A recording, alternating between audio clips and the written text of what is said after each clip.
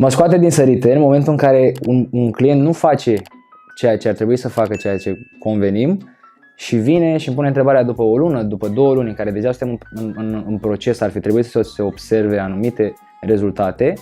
Partea mea e făcută, partea ta unde e? Am avut o perioadă în care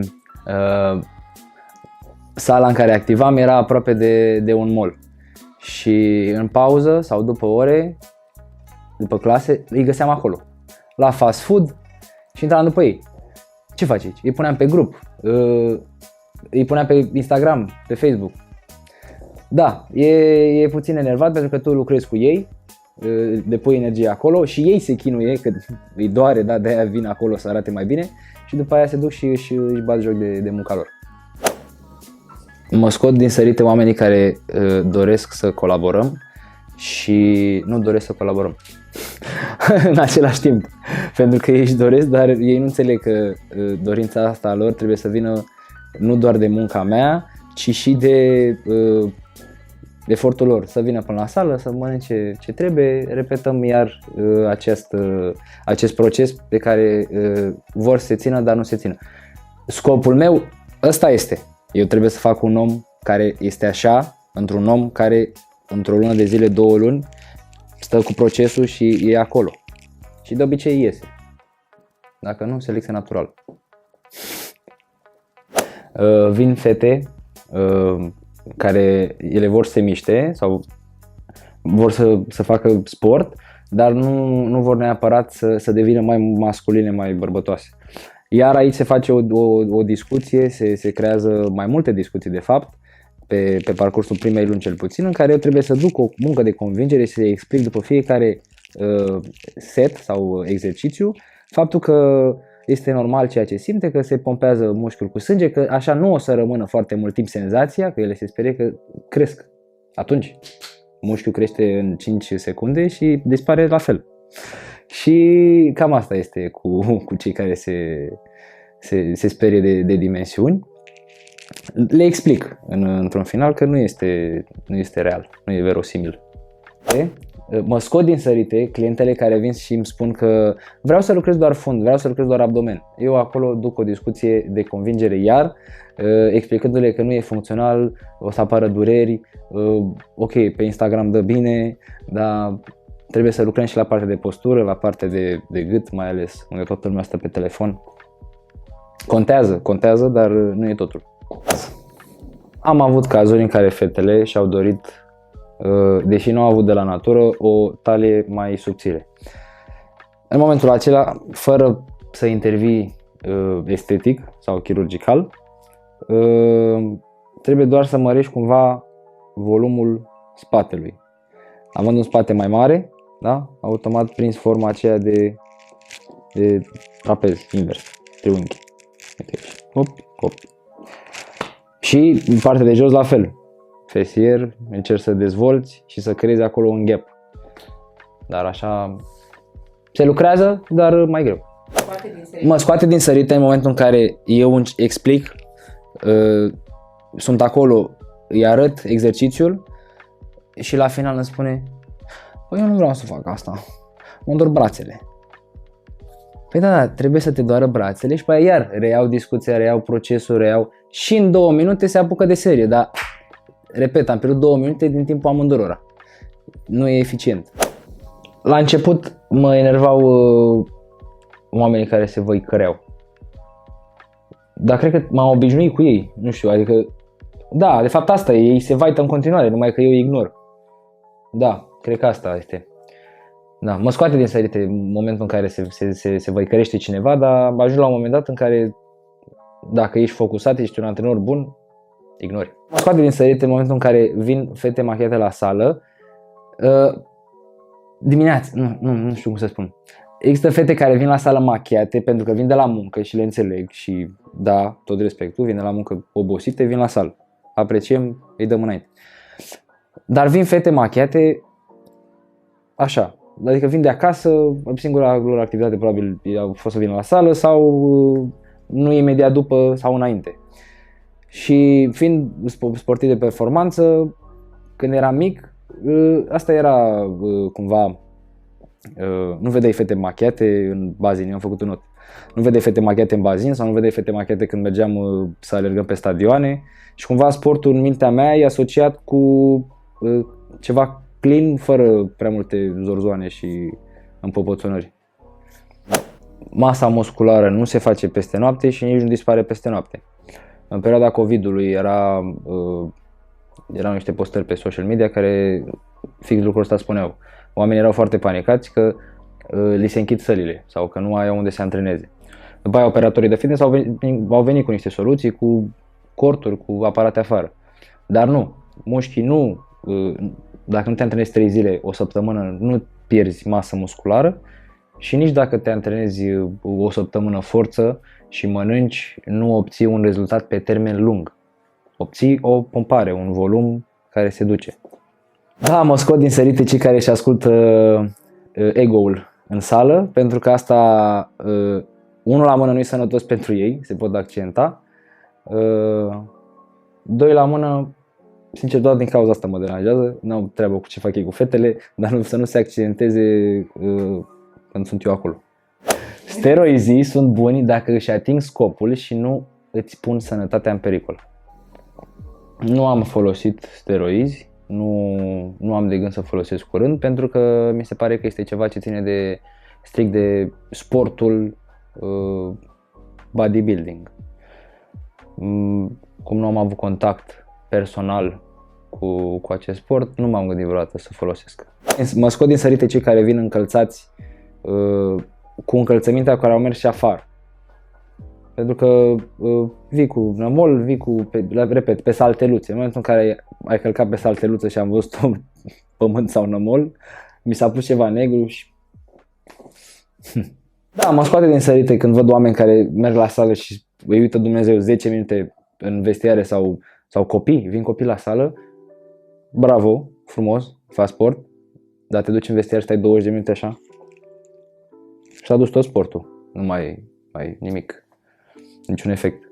Deci la nivelul de suplimente sunt atât de multe, e ca nutriție.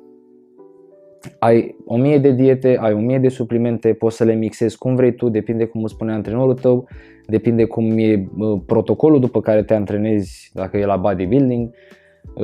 Există nutriție pentru sportivi, specifică, nutriție pentru copii, nutriție pentru oameni normali, adică suplimentele sunt bune în general, dar și ele trebuie luate cu un scop și pentru un plan.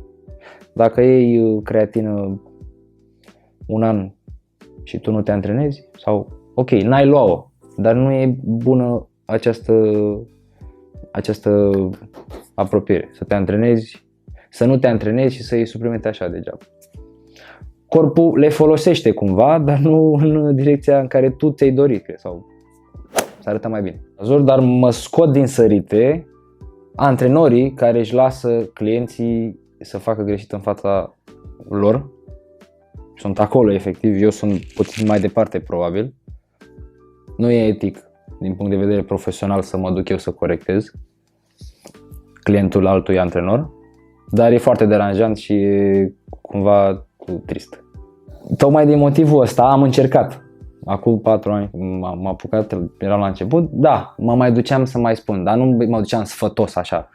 Știți că, bună ziua, și mai primeam și răspunsuri negative sau se uitau așa urât și nu primeau ceea ce le spuneam. Și continuau să își vadă de antrenament greșit. În punctul ăla n-ai ce faci. E deranjant, dar n-ai ce faci. Da, cei care nu au încredere în ei. Da, sunt o nișă de o parte, un grup de clienți care vin, multe persoane au probleme cu încrederea în sine, sunt anxioși în ceea ce reprezintă doar să te uiți la tine. Și ăsta este un punct pe care îl depășești doar dacă tu ca antrenor nu o iei pe Maria care are probleme de anxietate și e timidă și e fragilă și o pui să sară pe ceva de un, nu știu, metru sau să facă ceva pentru prima dată în viața ei și tu ești acolo nu, n-ai făcut bine, n-ai cum, n-ai voie. Nu, cu astfel de oameni trebuie introduși ușor și în comunitate ta de clienți și în mediul din sală, adică o grijă mai sporită. Mă scot din sărite bărbații care vin la sală și vorbesc ca pe stadion. Și printre clienții mei, caz, știe, îl respect foarte mult, vine mereu și ce faci, mă? Un domn aici de 60 de ani lucrează operată la umăr, mai încolo 2 fete cliente, mai încolo poate e o sportivă de 14-15 ani, nu e ok. Se întâmplă o dată, 2, atenționezi și după aia nu se mai întâmplă. Dar asta e deranjant, da. Mă cam scoate din... Sau când se adună mai mulți.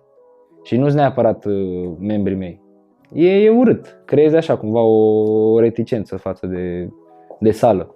Pentru că sunt unii oameni care nu vin la sală pentru că au anxietate și le e cumva frică sau jenă să nu râdă X, să nu râdă Y.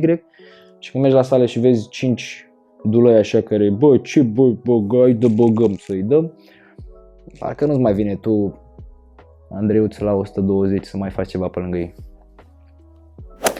Este foarte deranjant că și mă scoate cumva din mersul normal al gândurilor faptul că oamenii se apucă de sport doar când e momentul să se dezbrace. Pentru că nu mergi la sală neapărat pentru tine, că dacă mergeai pentru tine, mergeai și din ianuarie. Tu mergi la sală pentru urmăritorii tăi care te vadă pe Instagram că ai făcut o poză în costum editată cu 3 aplicații. De-aia mergi tu la sală vara. La începutul drumului în fitness și în recuperare, era la IDM, o sală foarte mare și cunoscută printre primele săli mari din București,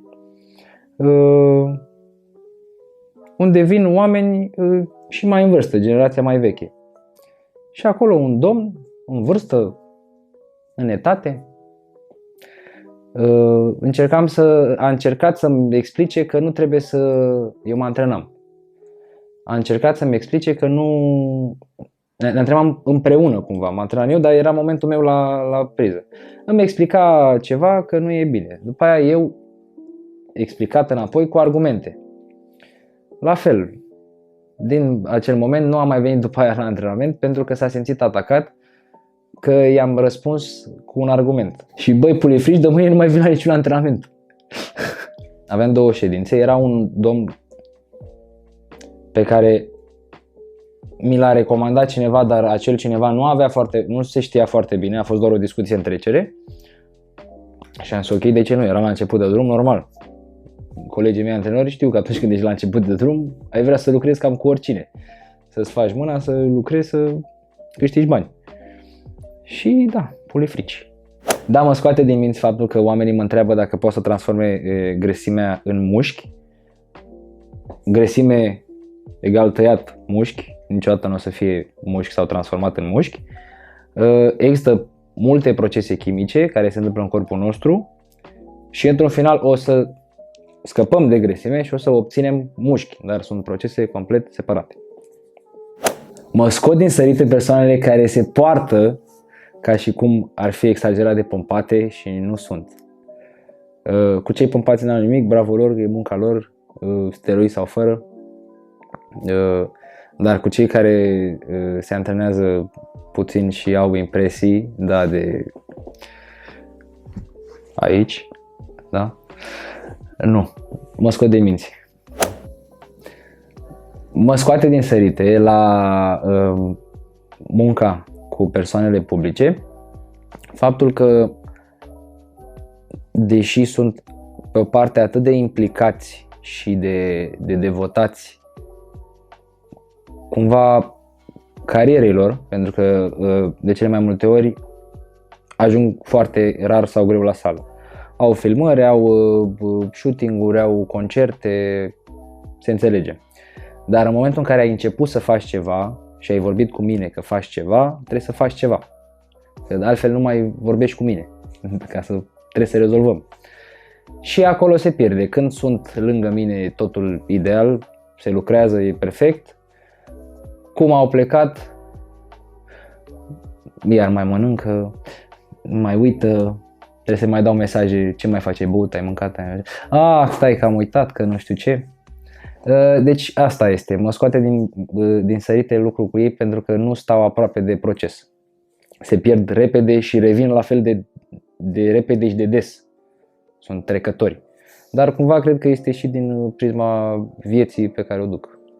Mă scoate din sărite în momentul în care un client dorește să negocieze antrenamentul. La începutul antrenamentului există o discuție. Astăzi avem asta, facem asta, pentru că mi-ai spus că te doare, pentru că ai nevoie de mobilitate, adică totul este explicat pentru sănătatea și bunăstarea membrului, clientului. Și eu primesc răspuns,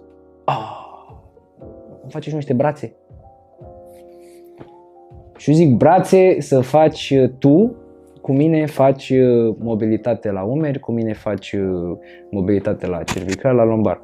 Și după aia facem și brațe, bineînțeles că nu sunt, n-am apărut azi și fac doar kinetoterapie sau doar recuperare. Da? E nevoie și de pompare și de adrenalina aia și de dopamina aia pe care ți-o dă senzația de pompare. Dar după ce ai așezat sistemul anatomiei, corpul uman. Nu văd rostul de ce să fumezi și înainte și după. După clar nu. Ok, ești liber acolo, ai pus puțin inima în mișcare, ai pompat puțin sânge, plămânii ți-au lucrat puțin mai mult și ieși și bagi direct țigara în gură sau IQOS sau ce mai e acum. Nu o susțin și nici nu înțeleg, dar înainte e imaginea aia în care eu chem la un moment dat deja să intre în sală sau să vină de la țigară, pentru că ori au întârziat, ori să-i dăm drumul la treabă, să nu mai stea la țigară și stă așa acolo. Haide, acum vin, stai așa, hai Antonio, gata. Nu e ok, dar nu o să schimbe asta, cred că nimic.